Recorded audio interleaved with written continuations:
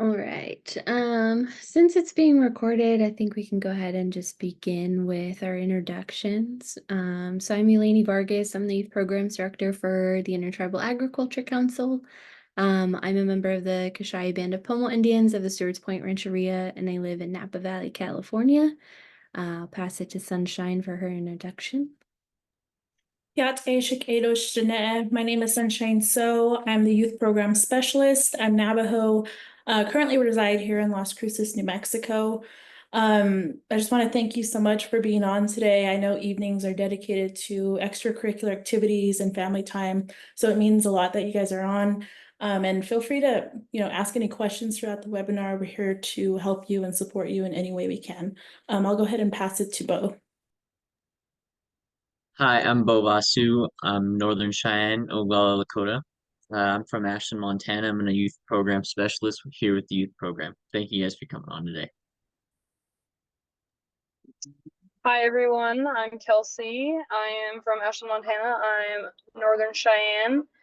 I'm super excited to see who joins and asks questions because I also want to kind of see where everybody's heads are at with the topic. So thank you for joining. Awesome, thank you. So we are the 4-people team for the Youth Programs Department, and we will be the ones conducting the webinar today. I'll be doing the majority of the talking. What I'd like to do is just go through our Youth Contest Essay website page. So we'll walk through some of those tabs. But at any point throughout this webinar, if you have any questions, please utilize the Q&A chat at the bottom of your screen, or raise your hand. You can use that function as well. We'll have you unmute and ask your question, or if you don't want to unmute, you can put it in that Q&A section. We're also live streaming on Facebook, so if there are any questions on Facebook, we have somebody monitoring that chat as well. This really is a pretty informal space where we're just here to answer your questions on the topic, on the travel, on, the eligibility, any of those types of things for this essay contest and for the Youth Track Annual Conference in general. So, yeah, please jump in with any questions at any time. I'm happy to pause. But for now, I'll go ahead and share my screen and walk through the website really quick. All right, can everybody see that? Yes. Thank you. All right, so this is our website. It's indianag.org/youth, and you can find us under these tabs up top under programs all the way at the bottom. And basically, I just scrolled down the page so that I could get to this youth essay contest section. So the topic is, have you heard of the USDA Tribal Advisory Committee? It talks a little bit about the committee, when they were formed, why they were formed, and then some of the subcommittees that are within the TAC is what we call it, TAC for short. And so within TAC, there is the Economic Development Committee, the Education and Research, Farming, Production and Conservation, Food, Food Safety and Trade, Forest and Public Land Management, and then Committee and Administration. And so basically each of these subcommittees are members of the TAC team, and they're dedicated to providing recommendations that are specific to that subcommittee. So specific recommendations for the education and research portion. A lot of this is tied to the Farm Bill. So if you all did our essay contest last year, then a lot of that is applicable to the content that TAC is reviewing and providing recommendations for. So I would say definitely utilize the Farm Bill and specifically the Native Farm Bill Coalition website to look at some of those titles. And then what we'd like to hear from you is specifically the essay topic question, right? So this is the big nuts and bolts here. So utilizing the resources and information that are provided on this tab, which we have the resource tab here, we would like you to write an essay in response to the prompt. What is which is your, what is your vision for what the USDA Tribal Advisory Committee can do for Indian Country? In responding to the prompt, consider answering the following questions. And reminder that responses should be in an essay format instead of a 1, 2, 3, 4, 5 numbered out format. So we would like to see paragraphs, body paragraphs, a conclusion, and even a resources page if you utilize resources. Some of the things that we need you to include are going to be bullet pointed out here, and they're helpful spaces to help you brainstorm. So you can tell us if you were on TAC, what recommendations would you have for USDA? So again, that's utilizing some of these subcommittee spaces, right? I'm from a coastal forest tribe, and so we work very closely with public lands and state parks. They butt up like very close to our reservation. And so maybe, a recommendation I have is how to create a better collaboration with public lands and state parks on gathering rights for tribal members in the area, right? How to make that space safe for tribal members. So maybe we're talking about food, and sometimes you're not sure if food is safe or medicine is safe to gather in a specific area based on like the foot traffic there, or maybe there are like illegal operations that are happening. Sometimes that happens in state parks. Maybe there are endangered species, cultural resources. So things like that to consider for like the forest and public lands management that you're tying back to your tribe and what's important to your tribe. So something else here is, are there specific recommendations you might have that address the overlap of USDA and BIA functions in service to your home community? Definitely utilize the people in your life to ask these types of questions too. So ask your parents, ask your teachers, ask your council members, right? If there's anybody on or in your community that works closely with USDA or BIA, definitely utilize them as resources to see what their thoughts are on the overlap, and then maybe develop your own thoughts from that. And then, are these subcommittee topics relevant to you in your community? If so, or how so? And then outline why the topics are important to you. So again, like I was talking about with that example for the forest communities, for us, gathering is how we get our sustenance. We're not like we don't have cattle operation, we don't have a casino or anything like that. And so a lot of it comes from just gathering like on the ocean and in the forest. So making sure those are safe spaces for our community's cultural resources and food resources. And then, did you already know about TAC? Maybe you have already heard about them, and we just want to know how you heard about them, what you know about them, and how can we ensure that our communities are aware of TAC and its purpose?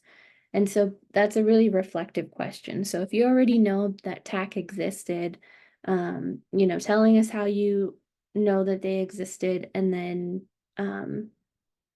how you think others would benefit knowing that they are around, how to get the word out about them and what they do. And then, is the USDA TAC webpage easy to navigate and understand? What important information do you wish that is also highlighted? When we created this essay contest question, it was towards the beginning of the TAC meetings. And so there's not a ton of information available on the website. It does require a little bit of digging and researching, which we are aware of. and why we're holding these kinds of webinars, because we want to be available for you to answer the questions that you have, and help you navigate the resources. So in addition to some of the other topic questions, there's also what kind of questions do you have about what TAC does? Will you now be empowered to offer public comment to the TAC at an upcoming meeting? Are there any professional development trainings that would help empower you to do so? So TAC just had a meeting last week, and so those we have some notes from that we can go over in a little bit. Before I move on, are there any questions?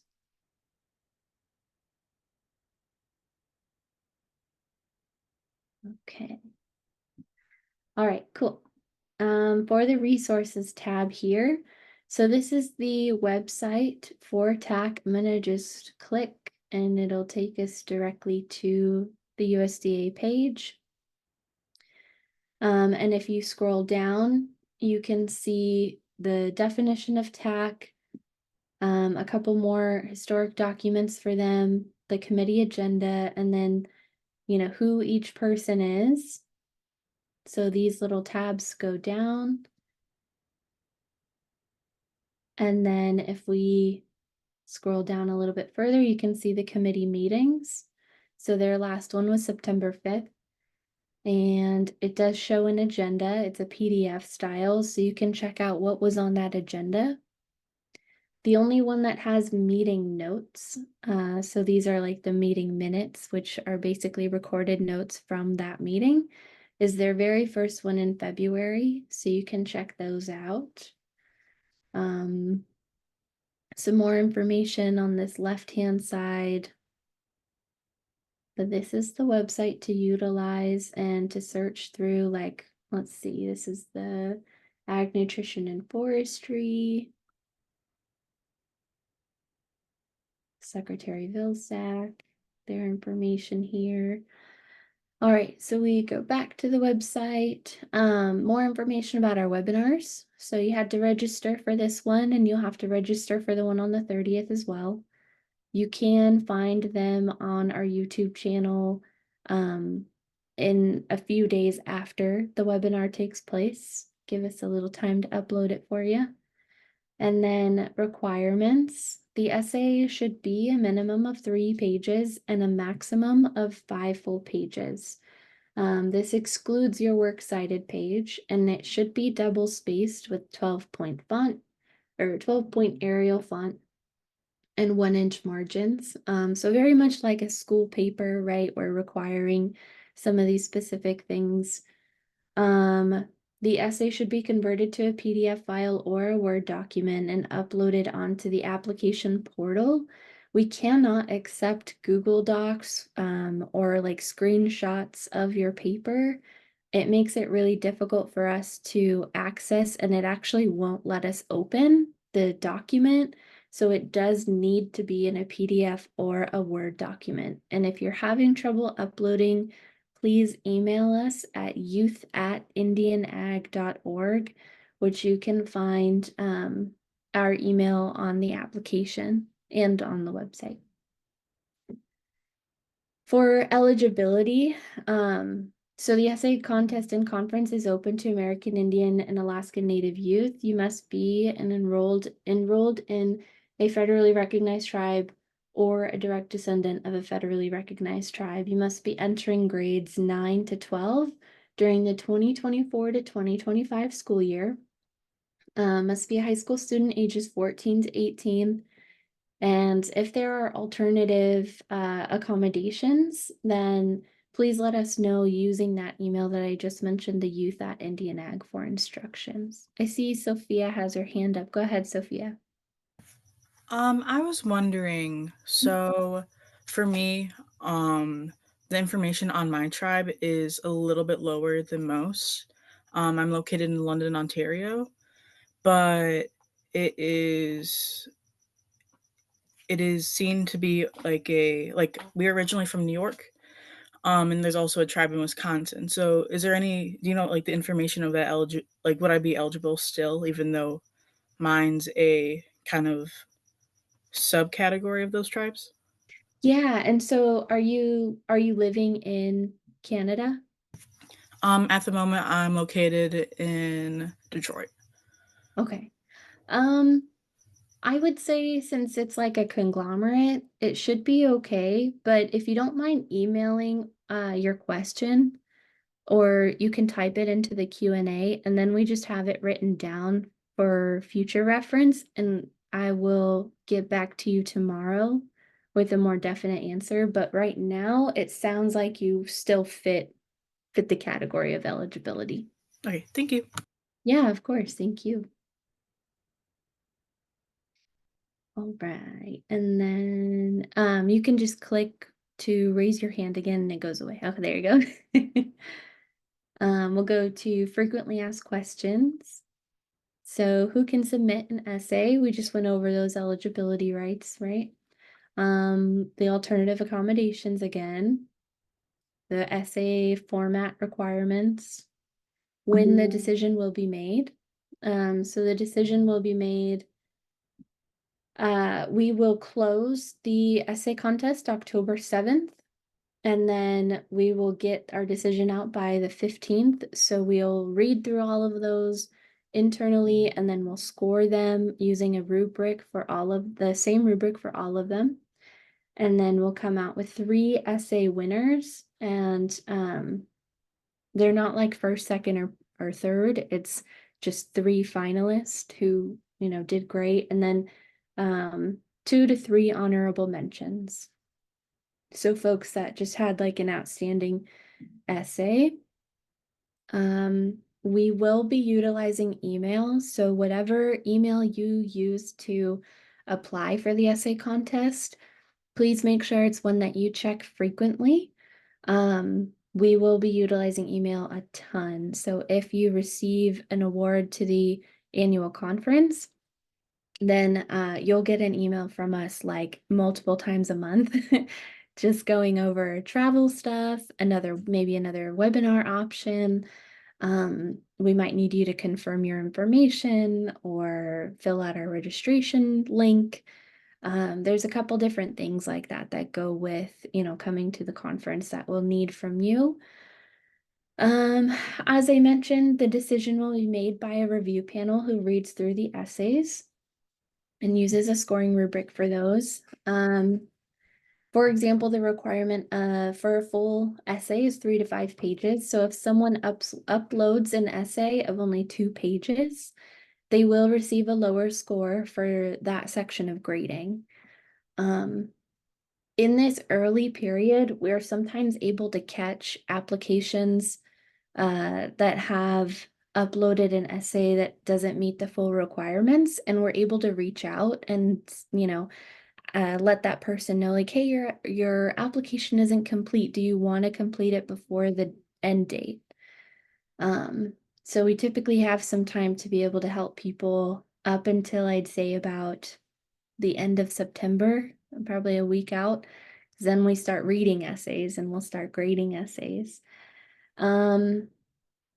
The essay finalists and honorable mentions will receive the opportunity to be keynote speakers and will be honored at the IAC annual meeting in Las Vegas. They'll get to be keynote speakers for the entire general conference on our first welcome day. So they'll be on stage and will recite a summarized version of their essay, where they then receive an award and a number of gifts from IAC. And then the honorable mentions will also be honored on stage, but they will not read their essays. If you cannot afford to travel to Las Vegas, what kind of travel support does IAC offer? So this is a full travel scholarship to attend the IAC Youth Conference, and that will be awarded to 60 to 80 essay finalists this year. And so you do have to apply through the essay contest in order to attend the annual conference. We do not have an open registration. There's no cost associated with registration because it doesn't exist. You have to apply through the contest, and then you're awarded the full travel scholarship, you and one chaperone. Let's see some of the travel dates. So the annual conference is in Las Vegas, Nevada, hosted at the Palms Casino and Resort, December 10th through the 13th this year. So you would fly in or drive in on a Monday, December 9th, and then check out December 13th here. If there are any other travel dates outside of those, you are required to accommodate yourself. A lot more information is detailed in this youth conference travel.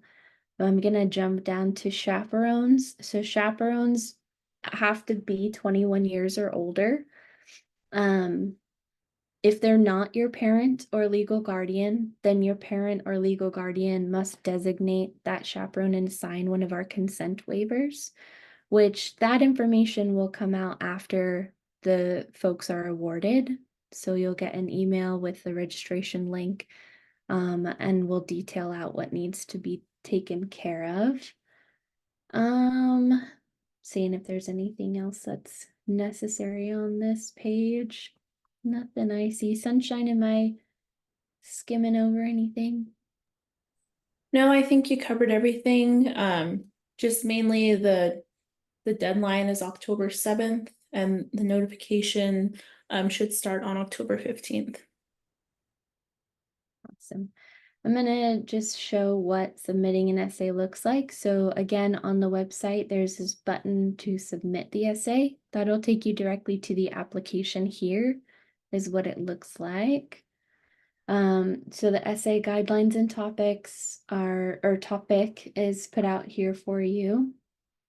Webinar dates, requirements, and then this information down here is for you to fill out, right? So you're going to put your first name, last name, email, your mailing address, which includes your street name, city, state, and zip code, your tribal affiliation, your date of birth, your grade level, your school name, and then the 2-letter abbreviation of the state where your school is located. So I'm in California, that would be capital C, capital A for CA.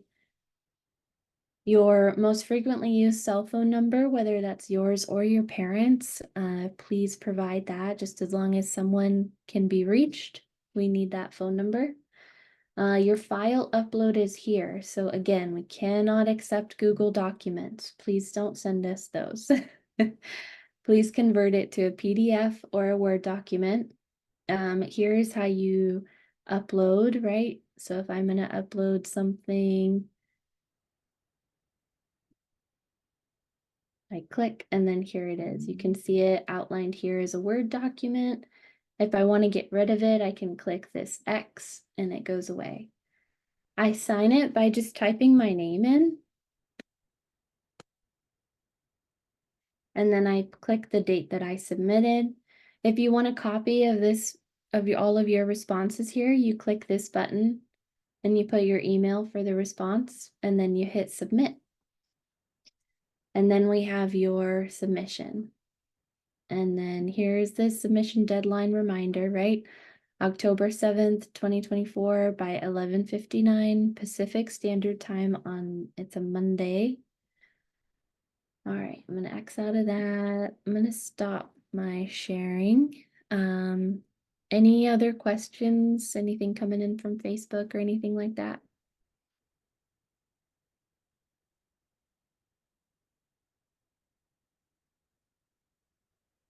All right. Thank you.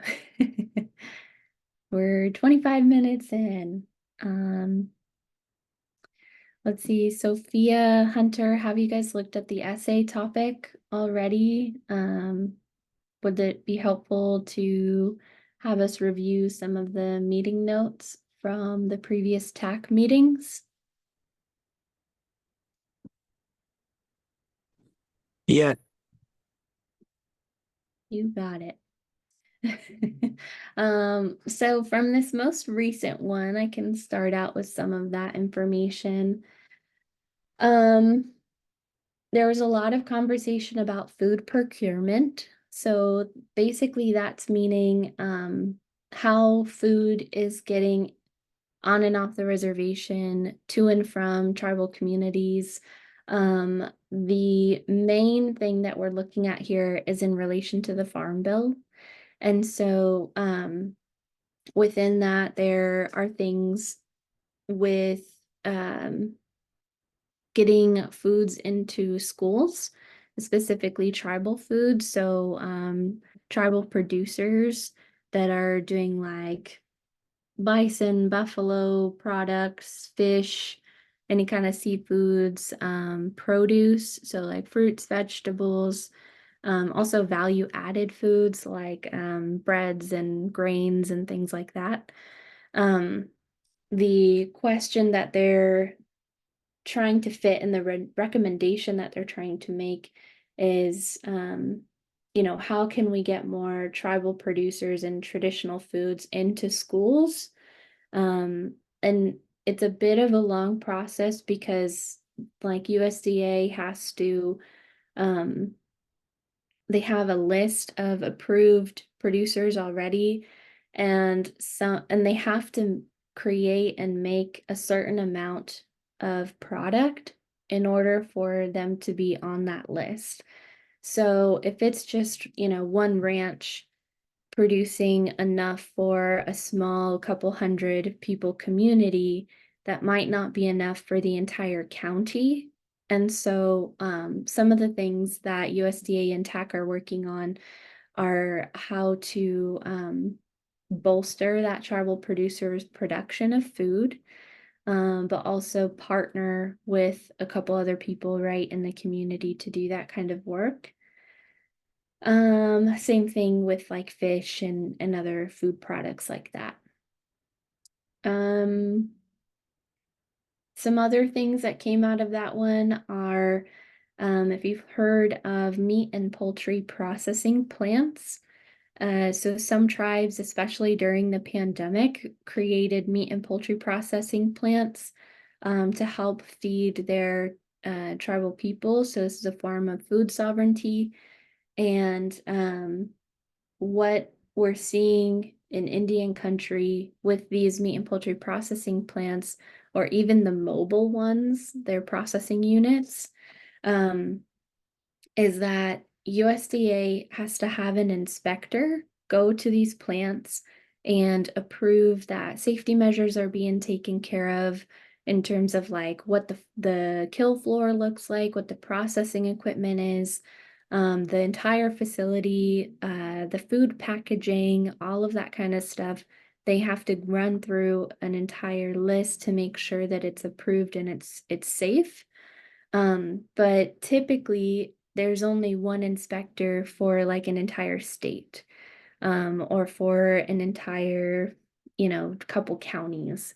And so they're having trouble getting everybody taken care of in a timely manner. So TAC is recommending that USDA provide training for tribal people to take this training and be deputized, right, as an inspector, so that tribal meat inspectors could then go around to their tribe and neighboring tribes and provide that inspection. There is currently a training that is happening. It's a pilot right now, where they're seeing if this is going to be possible. So it's in the works, but it is a huge recommendation from a lot of folks. Let's see.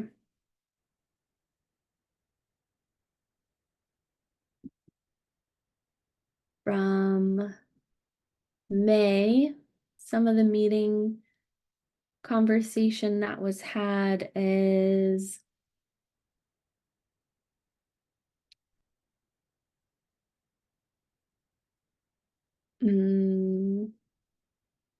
sorry, I'm reading notes. Oh, let's see. The Economic Development Subcommittee is talking about Native American or tribal-owned businesses and keeping that Native American money within the reservation and cycling it within that space versus taking it off reservation. So basically, like, you know, say somebody in the community has buffalo product, right? Where you can buy the steaks, you can buy the jerky, different things like that. That you'd go directly to them and buy it instead of going to like Safeway or some sort of grocery store, supermarket to buy your meat. You're buying meat from somebody on your reservation, so that money is cycling within the space.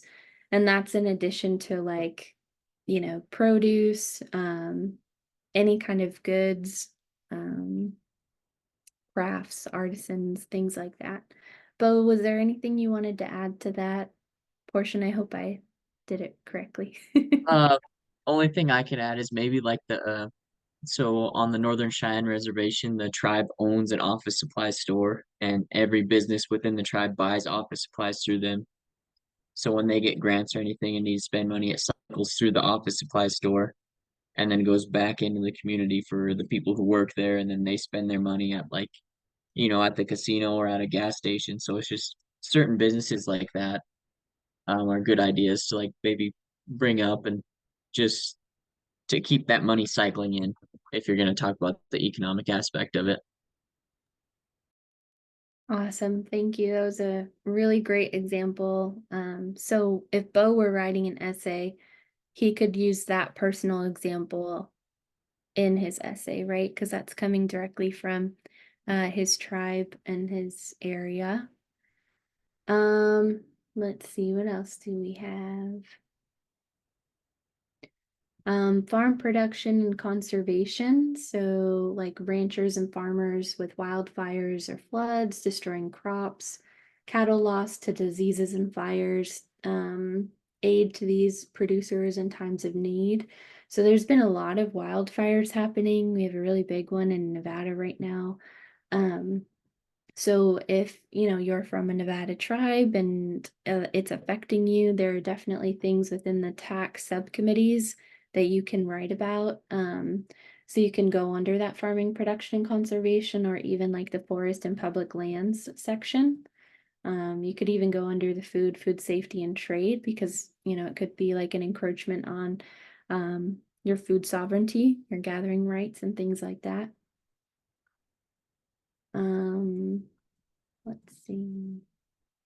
Go to the next one.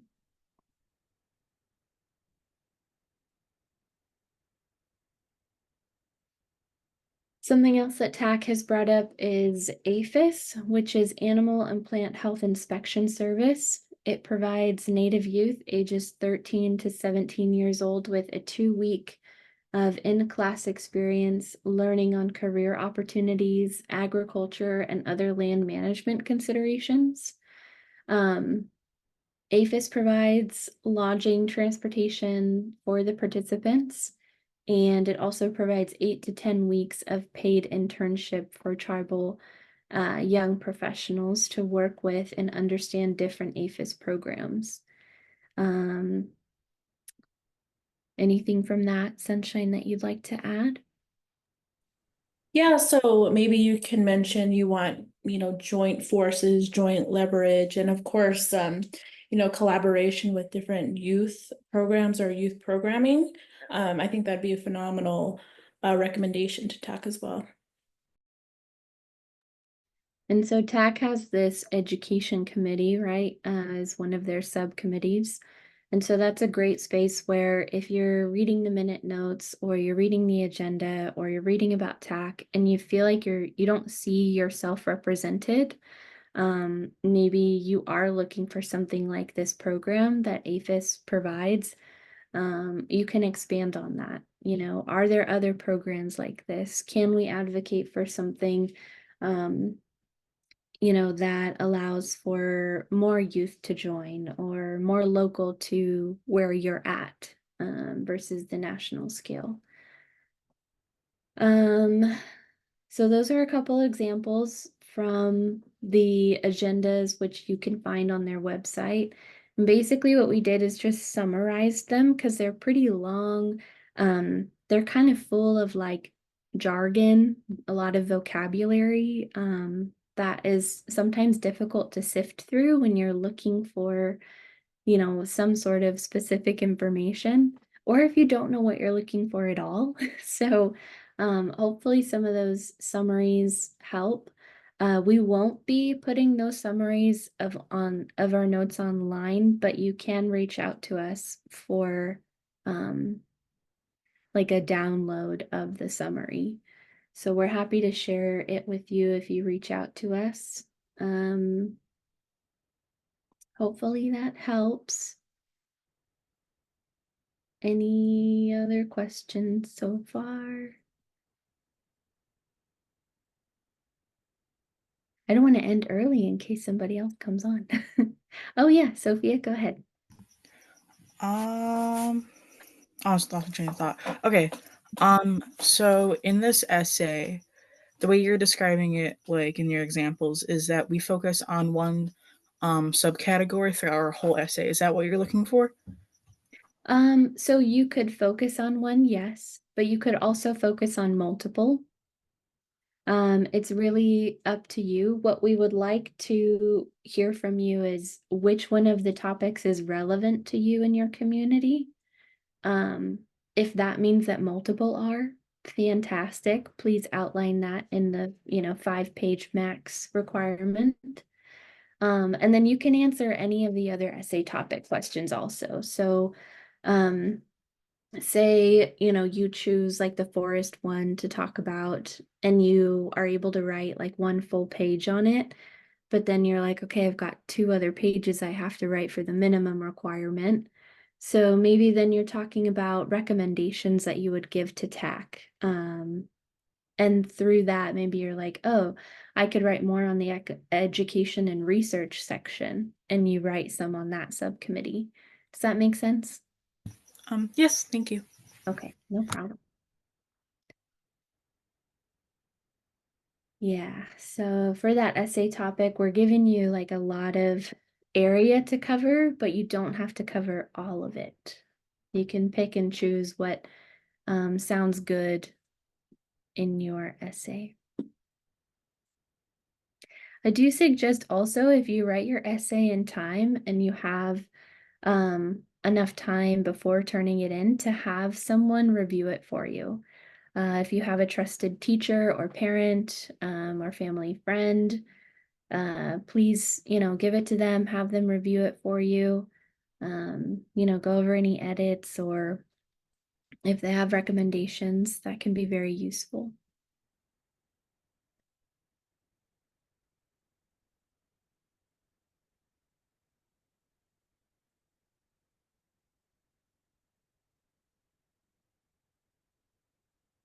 Oh, hey, Fanny's on. Hi, Fanny.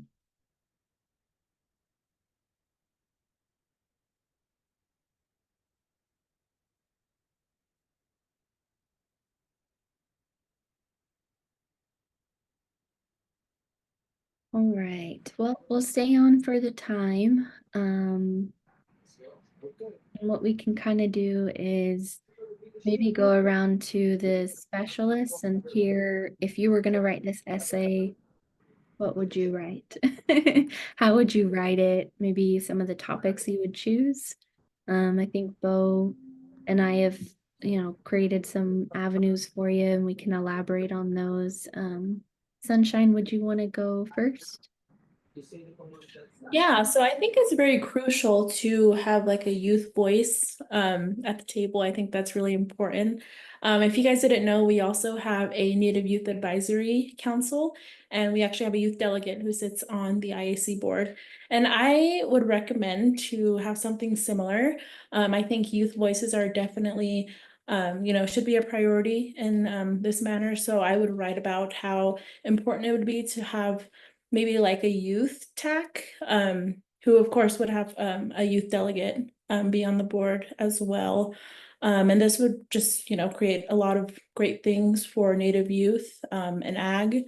And that would definitely be one recommendation, and something that's worth writing about. I love that idea. That's fantastic. All right, Kelsey, would you like to talk a little bit about what you might write if you were writing an essay? Yeah. Honestly, if I were gonna write an essay about a regional issue for like my community or reservation, I would probably go in depth on the wildfire like relief that like ranchers kind of need after a big fire like takes out thousands of acres and they have to rest a pasture for a couple years. Totally wrecks their plan. They have to move their cows. It obviously sometimes can be detrimental to their livestock as well. And I think that funding for relief for those types of scenarios is super important, especially like where I live, because especially in the last 10 years, it seems like every year a big fire flames up and it really is super hard on all the producers. And I think that would be a great essay topic if I were going to write. I think it would fall under the forests and public lands subcommittee. I can't remember if that's the exact name of it, but yeah. Yeah, that's awesome. It would also fall under that farming, production, and conservation, where, that like you're identifying funding, like, what are some funding resources that can help immediate, yeah, even like prevention techniques and things like that. Awesome, thank you. Yeah, And for sure. Bo, how about you? Definitely like when Sophia asked about the subcommittees, we don't like I think you should definitely try to incorporate as many as you can in your essay. It'll make it a lot easier, and I know all tribes kind of you can incorporate them in some way. Like I can only speak really on the Northern Cheyenne tribe because I grew up around it and everything. And like what Sunshine said with the youth program and TAC not having that, you can elaborate on how maybe they can help your community get more involved in ag. And like the economic development, I know you could elaborate it and move it into food and safety because like on the Northern Cheyenne Reservation, they opened up a processing store within the community where ranchers can get their beef processed and then people within the community can go buy beef from them instead of going off the reservation.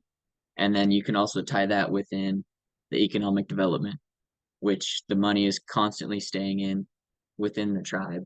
And I would just, for the most part, continue to tie it in to all of them because that will keep you from just dragging on one subject for 3 pages and you can break them up.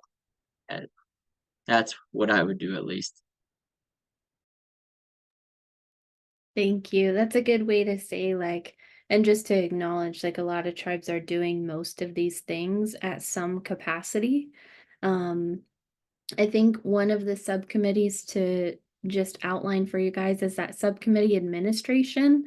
That is really like the secretaries of the group, I'd say. They're organizing meetings, they're taking the notes. So that's not so much of one that you can like totally elaborate on. That one might be a little harder. But the other topics, economic development, education and research, farming, production, and conservation, food and food safety and trade, and then forest and public lands management, those will be, very straightforward versus that administration piece.